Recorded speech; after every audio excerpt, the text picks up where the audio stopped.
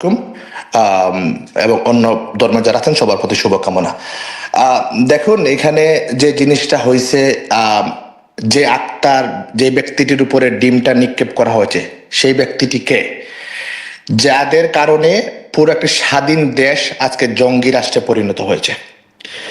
আমি যখন এই খুনি, এই ফ্যাসিস্ট, এই টেরোরিস্ট আক্তারকে এই নিউ ইয়র্কের মাটিতে আসা শুনছি এবং তার সাথে আমার আজকে সরাসরি এয়ারপোর্টে দেখা হয়েছে, আমি নিজেকে কন্ট্রোল করতে পারিনি। আমি ভাবি নাই, আমি চিন্তা করি নাই যে এখানে ডিম নিক্ষেপ করলে আমি অ্যারেস্ট হব কিনা হব না, এখানে আইনে কি আছে বা আইনে কি নেই।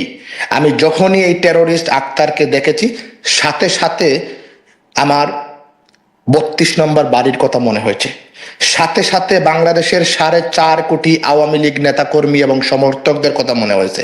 এবং আমি একজন আওয়ামী লীগের ক্ষুদ্র কর্মী হিসেবে, যুবলীগের একজন কর্মী হিসেবে আমি মনে করেছি আমার এই জায়গা থেকে যে যদি আমি এই টেরোরিস্ট আক্তারকে ডিম নিক্ষেপ করতে পারি, অন্তত পক্ষে বাংলাদেশের 4.5 কোটি নেতা, আওয়ামী লীগের নেতা কর্মী একটু হলেও 13 মাস পরে শান্তিতে নিঃশ্বাস নিতে পারবে। এই জন্য এই ফ্যাসিস্ট ইউনূসের অবৈধ সন্তান এনসিপির নেতা আপনার আক্তারকে আমি ডিম নিক্ষেপ করেছি। এবং এখানে আমি পরিষ্কার করে আমি স্লোগান দিয়েছি, টেরোরিস্ট আক্তার ডেফিনেটলি, আপনারা জানেন ইতিমধ্যে ওরা টেরোরিস্ট এবং তারা বাংলাদেশকে যে জঙ্গি রাষ্ট্রে পরিণত করেছে।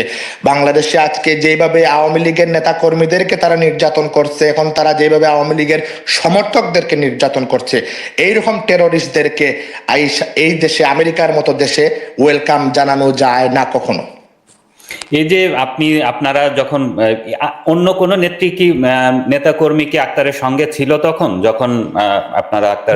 তুষার ভাই দেখেন, এখানের এনসিপির আরেকজন মহিলা নেত্রী ছিল, কিন্তু আপনারা দেখেছেন আমাদের এইটাই হচ্ছে আমাদের আওয়ামী লীগের শেখ হাসিনার কর্মীদের এবং তাদের মধ্যে পার্থক্য। দেখেন এই যে মেয়েটা যে ছিল, আমি ওনার নামটা তাসনিম জারা, উনি কিন্তু আমার থেকে মাত্র 1 হাত দূরে ছিল।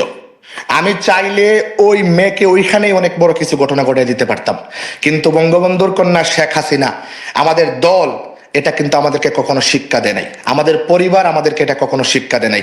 আপনারা দেখেছেন ওনারা গোপালগঞ্জে গেছে, আমাদের কিন্তু ওনাদেরকে মেয়েকে কখনোই মানে এইভাবে কোনো আঘাত করা হয় নাই। আপনারা আজকে দেখেছেন তাসনিম যারা, আপনি নিশ্চয়ই ইতিমধ্যে আমার ভিডিও ফুটেজটা দেখেছেন, তা আক্তারের চাইতেও কিন্তু এই যারা মেয়েটি আমার পাশে ছিল, কিন্তু আমি চাইলে ওরা অনেক বড় কিছু করতে পারতাম, কিন্তু আমরা এই শিক্ষা নেই নাই, আমাদের দল আমাদেরকে এই শিক্ষা দেয় নাই, এটা আমাদের আদর্শের সাথে যায় না। তবে আপনারা দেখেছেন বাংলাদেশে কিভাবে মহিলা এবং মেয়ে নির্যাতন হচ্ছে। ভাই আপনি সাংবাদিক, আপনি আমার চেয়ে আরো বেশি জানেন।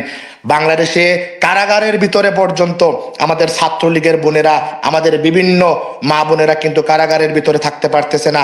আজকে বাংলাদেশের কোনো মা তার মেয়েকে দিনে দুপুরে স্কুলে দিতে পারতেছে না। ভাই বাংলাদেশে আওয়ামী লীগের সভানেত্রী বঙ্গবন্ধুর কন্যা শেখ হাসিনা যখন ক্ষমতায় ছিলেন, তখন কিন্তু রাতে বাংলাদেশের দিনে মেয়েরা স্কুল করত, রাতে চাকরি করত। তুষার ভাই আপনারা কিন্তু রাত সাক্ষী, কিন্তু আজকের বর্তমানের বাংলাদেশে কিন্তু ভাই চাকরি তো করা দূরের কথা, মা তার সন্তানকে স্কুলে পর্যন্ত দিচ্ছে না। কারণ এই এনসিপির টেরোরিস্টরা, এই ইউনূস গংরা বাংলাদেশকে একটি জঙ্গি রাষ্ট্রে পরিণত করেছে এবং তারা যেইভাবে নারী নির্যাতন করছে, যেভাবে দর্শন করছে, আমি কিন্তু এখানে চাইলে অনেক বড় ঘটনা ঘটাতে পারতাম, কিন্তু আমি বঙ্গবন্ধুর আদর্শের একজন সৈনিক, জননেত্রী শেখ হাসিনার একজন কর্মী, আমি কিন্তু এই খারাপ মেয়েটির পাশেও কিন্তু আমি যাইনি এবং ওরে কিন্তু কোনো ধরনের কোনো বাক্য পর্যন্ত ব্যবহার করেনি। তুষার ভাই আপনারা বিভিন্ন মিডিয়ার মাধ্যমে দেখতে পেরেছেন। আপনারা যেই সময়ে ঘটনাস্থলে যখন এয়ারপোর্টে ছিলেন, তখন কি মির্জা ফখরুল ইসলাম আলমগীর বা জামায়াতের নেতাদেরকে দেখা গেছে নাকি এরা দুজনই শুধু ছিল?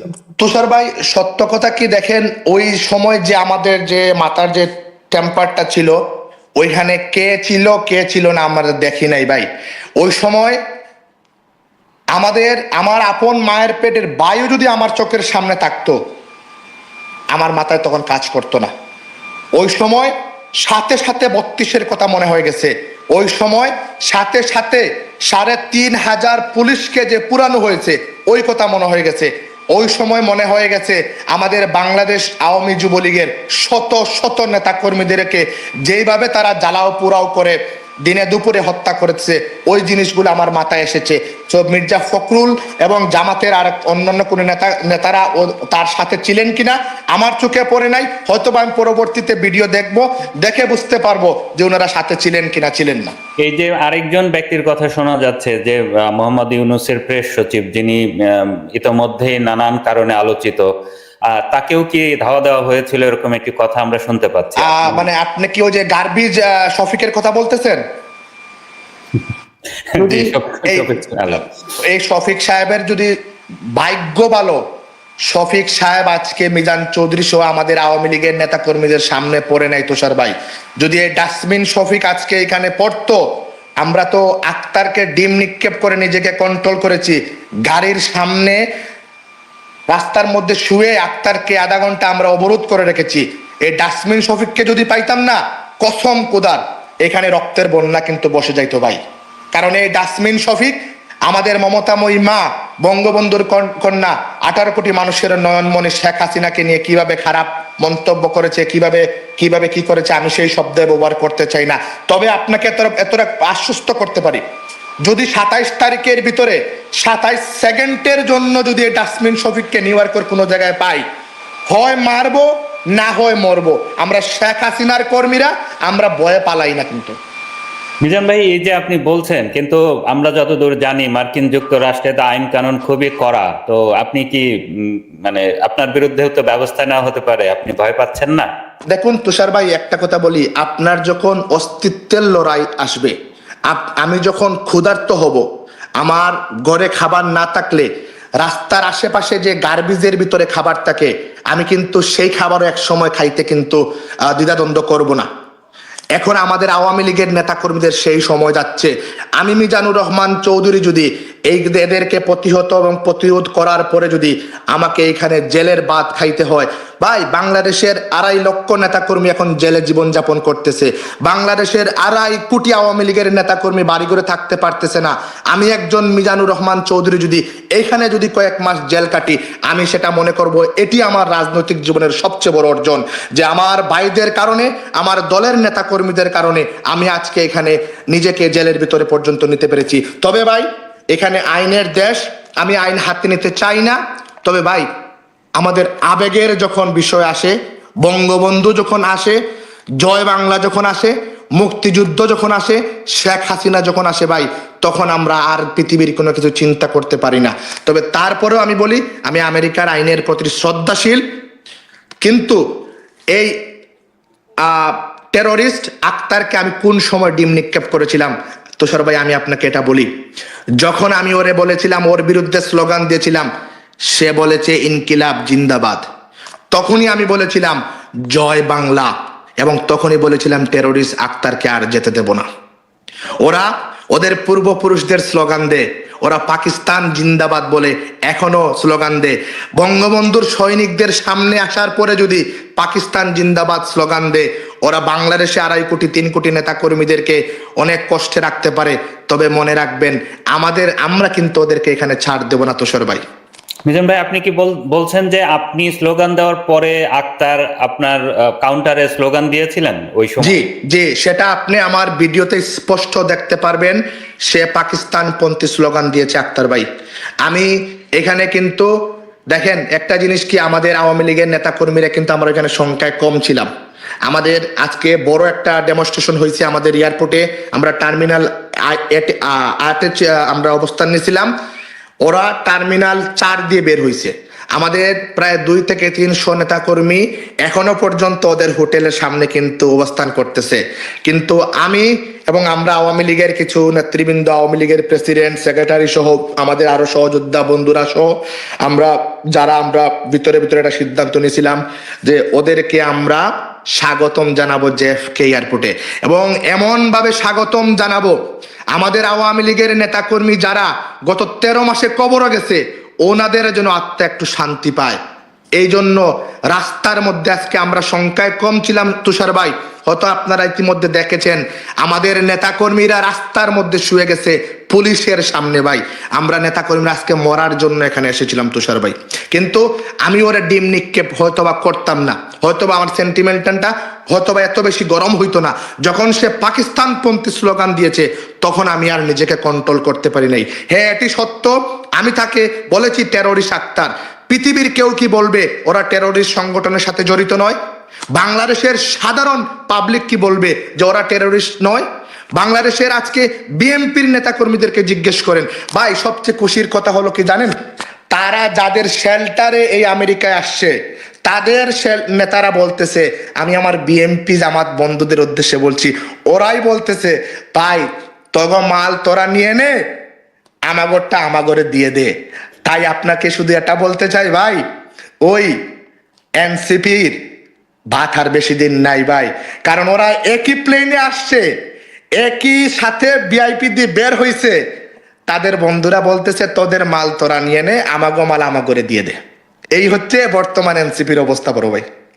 তো আপনারা এই যে বলছিলেন আপনাদের তো প্রস্তুতি ছিল অন্য গেটে, ওরা যে 4 নাম্বার গেট দিয়ে আসছে, এটা আপনারা হুট করে কিভাবে জানতে পারলেন? তো দেখেন তুষার ভাই, আমাদের তো বিভিন্ন সোর্স আছে। এটা আমেরিকা, আপনি অনেক জিনিস চাইলে আপনি হাইড করতে পারবেন না। গতকালকে রাতে দেখেন আমাদের জ্যাকসনাইট বাঙালি অধ্যুষিত এলাকায় আমরা বিএনপি এবং আওয়ামী লীগের আমাদের পাল্টাপাল্টি মিছিল হয়েছিল, ওইখানে কিন্তু আমি রক্তাক্ত হয়েছিলাম। ওইখানে বিএনপির নেতাকর্মীরা আমাকে আঘাত করেছিল, ওইখানে কিন্তু আমরা ওদেরকে আঘাত করি নাই, কিন্তু তারা যখন শেখ হাসিনাকে এবং বঙ্গবন্ধুকে নিয়ে গালাগালি করেছিল তখন নিজেকে কন্ট্রোল করতে পারি নাই। গতকালকে রাতে যখন এই গাল দিয়ে রক্ত বের হয়েছিল তখন কিন্তু আমার সংগঠনের নেতাদের সাথে প্রতিজ্ঞা করেছিলাম যে ওদের এই রক্তের প্রতিশোধ না নেওয়া পর্যন্ত আমি ঘরে ফিরবো না তুষার ভাই। কালকে থেকে এখনো পর্যন্ত একটা সেকেন্ডের জন্য ঘুমাই নাই। প্রতিটা মুহূর্তে মুহূর্তে সময় দেখেছি যে ওরা কোন দিকে কখন বের হবে। আমাদের নেতাকর্মীরা আমরা সবাই টার্মিনাল 8-এ ছিলাম, কিন্তু আমরা আওয়ামী লীগের কিছু সিনিয়র নেতৃবৃন্দদের সাথে কথা বলে আমরা কালেকশন করে আমরা জানতে পারছি তারা টার্মিনাল 4 দিয়ে আসবে। দেখেন তুষার ভাই, আমি আপনাকে আর একটা কথা বলি, তাদের যে এজেন্টরা কত বড় শক্তিশালী দেখেন ভাই। তাদের এজেন্টরা আমাদেরকে 4 বার এসে বলছে এনসিপির নেতা, জামাতের নেতা, বিএনপির নেতা ওনারা সবাই চলে গেছে, ডাসমিন শফিক, নজরুল সবাই চলে গেছে। আমরা এয়ারপোর্ট থেকে কিন্তু 4 বার বের হয়ে গেছি। 4 বারের মধ্যে 3 বার আমরা গাড়ির আনলক করে গাড়িতে ঢুকে যাব, আমরা চলে যাব। হঠাৎ করে আমাদের সহযোদ্ধা বন্ধুরা বলে নো, আমরা যাব না। আমাদের মন বলছে এই কুলাঙ্গাররা এখনো এয়ারপোর্ট থেকে বের হয় নাই। আমাদের ভিতরে কিন্তু কোনো ধরনের সোর্স ছিল না, কিন্তু দেখেন আমাদের ভিতর মানে আজকে যে আওয়ামী লীগের 4 কোটি নেতা কর্মীদেরকে যে মহান আল্লাহ রাব্বুল আলামিন খুশ করতে চাইছে, এর প্রমাণটা হচ্ছে এটা তুষার ভাই। আমরা কিন্তু ওদের সোর্স এসে আমাদেরকে কন্টিনিউয়াসলি বলতেছে, যেহেতু আমরা সামাজিকভাবে এখানে একসাথে চলাফেরা করি, অনেকের সাথে আমাদের ব্যক্তিগত সম্পর্ক আছে, যে আপনার সাথে আমার ব্যক্তিগত সম্পর্ক থাকলে ওরা আপনাকে যে বলতেছে যে তুষার ভাই মিজানকে বলেন ওরা চলে গেছে। এবং আমাদের কিছু সাংবাদিক বন্ধুরা এসে আমাদেরকে এগুলো বলতেছে যে ভাই চলে গেছে। আবার অনেক সিনিয়র সাংবাদিক করতেছে কি, উনার জুনিয়র সাংবাদিককে রেখে সিনিয়র সাংবাদিক চলে গেছে, মানে কি যে আওয়ামী লীগের এরা বুঝবে ও সিনিয়র সাংবাদিক তো চলে গেছে, তাহলে বিএনপি জামাত এনসিপি চলে গেছে। কিন্তু আমাদের একটা বিশ্বাস ছিল এই কুলাঙ্গার যেতে পারে নাই এখনো, কারণ কন্টিনিউ আমার ফোন আসতেছে তো এই জন্য লাইন ডিসকানেক্ট হয়ে যায়। আমাদের কাছে কিন্তু একটা বিশ্বাস ছিল যে ওরা আমেরিকাতে এই কুলাঙ্গার আক্তার এত বড় ভিআইপি হয় নাই যে ভিআইপি গেট দিয়ে পালাইয়া যাবে। ওদের বাপ, অবৈধ বাপ ডাক্তার ইনুস পালায়ে গেছে, কিন্তু ভাই এখনো আমাদের হাতে 5 দিন সময় আছে, দেখা হবে তাদের সাথে রাজরাস্তা ইনশাআল্লাহ। এই যে আপনি বলছিলেন অনেকেই আপনাকে ফোন করছে, আপনার দলের নেতাকর্মীদের এই ঘটনার পরে আসলে কেমন প্রতিক্রিয়া তারা? দেখুন, বিশ্বাস করেন আমি আমার জীবনে আমি এত টেলিফোন রিসিভ করছি কিনা আমি জানি না। দলের নেতাকর্মীরা ফোন করে হাউ হাউ করে কান্নাকাটি করতেছে। দেশ থেকে নেতাকর্মীরা ফোন করে বলতেছে ভাই বুকের মধ্যে আসেন, আপনাকে বুকের মধ্যে একবার জড়াই ধরি। বিশ্বাস করেন, আমি নেতা কর্মীদের কথা শুনে আমার নিজের চোখ দিয়ে পানি চলে আসতেছিল। নেতা কর্মীরা যে এতভাবে খুশি হয়েছে আজকে, আজকে এই ধুলাইয়ের পরে নেতা কর্মীদের কাছে মনে হচ্ছে আওয়ামী লীগ মনে হয় পুনরায় ক্ষমতায় চলে আসছে ভাই। এইরকম নেতা কর্মীরা আজকে মানে উজ্জীবিত হয়েছে। মানে নেতা কর্মীরা খুব উজ্জীবিত, মানে তারা অ্যাবসোলিউটলি ভাই, অ্যাবসোলিউটলি। আজকে আমি মনে করি যদি বাংলাদেশ আওয়ামী লীগের 4.5 কোটি নেতা কর্মীর কান পর্যন্ত, চোখ পর্যন্ত এই মেসেজটা যায়, প্রত্যেকেই কিন্তু আমাদের জন্য দোয়া করবে ভাই, প্রত্যেকেই আমাদের জন্য দোয়া করবে। যাক মিজান ভাই, ধন্যবাদ। আরেকটি বিষয় হলো আমরা শেষ করব, যেহেতু আপনিও অনেক ব্যস্ত, শেষ করব। এই যে আগামীতে বললেন আরো 5 দিন আছে, এদেরকে যদি আবারও আপনাদের সামনাসামনি হয় বা অন্য কোন নেতা বা ইউনূস সরকারের সঙ্গে যে প্রতিনিধি দলটি এসেছে, এদের মধ্যে যেমন প্রেস সচিব বা আরো যারা সফর সঙ্গী আছেন, কথার কথা তারা যদি আবার কেউ আপনাদের সামনে পড়ে যায়, তাহলে কি একই ধরনের ঘটনার পুনরাবৃত্তি ঘটার কোনো সম্ভাবনা বা প্রস্তুতি আপনারা রাখছেন? ভাই একটা জিনিস বলে কি, প্রস্তুতি বলতে কি, ওরা তো মজার খানি জানেন কি, ওরা 3.5 ঘন্টা আমাদের বয়ে আজকে এয়ারপোর্ট থেকে বের হয় নাই। তো ওদের সাথে আমরা কি প্রস্তুতি নিয়ে খেলবো? বাংলাদেশের আওয়ামী লীগের নেতা কর্মীরা প্রস্তুতি ছাড়াই ওদের সাথে খেলতে পারবে। সরি ভাই, আমি কন্টিনিউসলি ডিসকাস করতে যাচ্ছি। আপনাকে শুধু এতটুকু বলি, ওদের যাকেই, আমি না, আমাদের আওয়ামী লীগের নেতা কর্মীরা যারাই পাবে ওদের সাথে খেলা হবে ইনশাল্লাহ। ওরা আমরা ওই যে আমাদের পার্টির সেক্রেটারি খেলা হবে বলছিল, ওরা হাসি ঠাট্টা করেছিল 5 তারিখের পরে, আমরা সেই কথাটি পুনরায় বলতেছি, আওয়ামী লীগের নেতা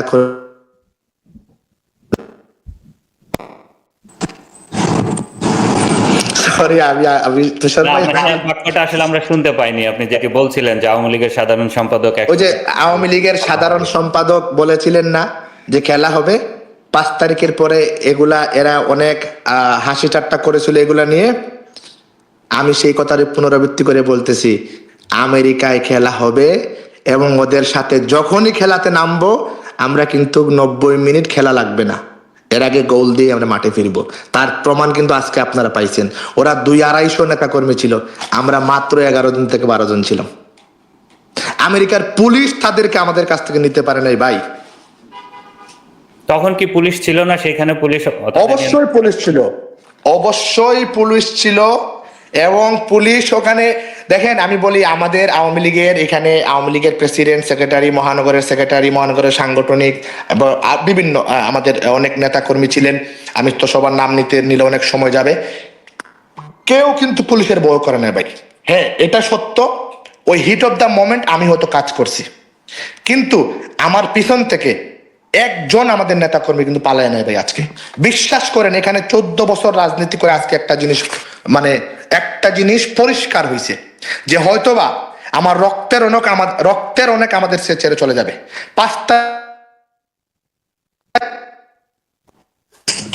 5 তারিখের পর থেকে আমাদের রক্তের অনেকেই আমাদেরকে ছেড়ে চলে গেছে, কিন্তু 5 তারিখের পর থেকে এখনো পর্যন্ত আমাদের দলের নেতা কর্মীরা কেউ আমাদেরকে পালায়া যায় নাই।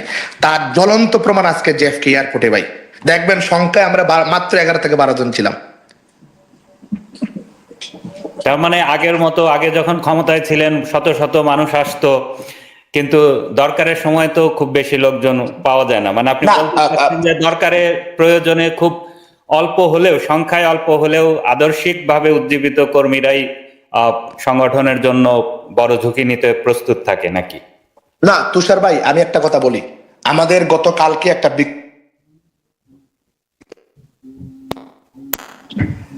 সরি আমি কন্টিনিউ ফোন কাটতে হচ্ছে।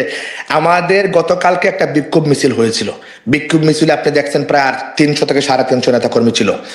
আজকে কিন্তু জেএফকে এয়ারপোর্টে আমাদের প্রায় 400 থেকে 500 লোক ছিল ভাই। আমরা আজকে একটা কৌশল অবলম্বন করেছি। দেখেন ভাই, যুদ্ধ কিন্তু সবাই করে না, গোল কিন্তু 11 জনের 11 জন করে না, মেসি রোনালদোই কিন্তু সবচেয়ে বেশি গোল করে। আমরা আজকে টিম ওয়ার্ক করেছি এবং একটা জিনিস আপনাকে পরিষ্কার করে বলতে পারি, যুক্তরাষ্ট্র আওয়ামী লীগ, যুবলীগ, ছাত্রলীগ অনেকেই বলতে পারে আমাদের মধ্যে অনেক গ্রুপিং আছে, নেতৃত্বের প্রতিযোগিতা আছে, কিন্তু আজকে আমরা একটা জিনিস প্রমাণ করেছি। আমরা সকালে মাস্টার প্ল্যান করেছি, জেএফকে এয়ারপোর্টে আমরা 2টা পর্যন্ত ছিলাম, 2টার পরে আমাদের 2 থেকে 250 নেতাকর্মী জেএফকে গ্র্যান্ড হায়াতের সামনে চলে গেছে। গ্র্যান্ড হায়াতের সামনে যারা চলে গেছে, আমরা একটা টিম কিন্তু এখানে ছিলাম, কারণ আমরা জানতাম এখানে যদি আমরা 200, 300, 400 নেতাকর্মী থাকি তখন আমরা প্ল্যান মোতাবেক কাজ করতে পারবো না। তো আমরা যারা মানে রিয়েল যোদ্ধা, যারা আমরা একদম ভয় করি নাই, আমরা তারা কিন্তু আজকে রাস্তার মধ্যে শুয়ে পড়েছিলাম তুষার ভাই, এবং যারাই আজকে এই যুদ্ধের ময়দানে আমার সাথে সহযোদ্ধা হিসাবে ছিল, আমি তাদেরকে আজীবন স্যালুট করি। আমি তাদেরকে এখান থেকে যেই যখনই নেতৃত্ব আসবে, যেই যখনই আমার সামনে আসবে, আমি আমার চেয়ারটি তাকে দিতে প্রস্তুত আছি ভাই। I salute them from my heart.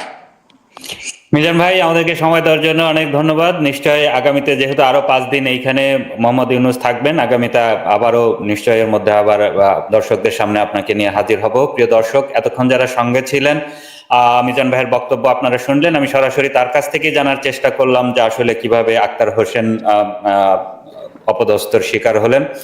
তো সবাইকে ধন্যবাদ জানাচ্ছি। মিজান ভাই, আপনাকে বিশেষ ধন্যবাদ জানিয়ে আজকের অনুষ্ঠান এখানে শেষ করছি।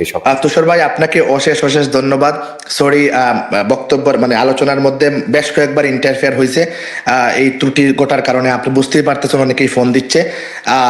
তারপরেও আপনাকে এবং আপনার চ্যানেলকে অনেক ধন্যবাদ, এবং আশা করি আপনারা সবসময় সত্যের পক্ষে থাকবেন, ন্যায়ের পক্ষে থাকবেন, মুক্তিযুদ্ধের সপক্ষের পক্ষে থাকবেন। ধন্যবাদ, সেলুট।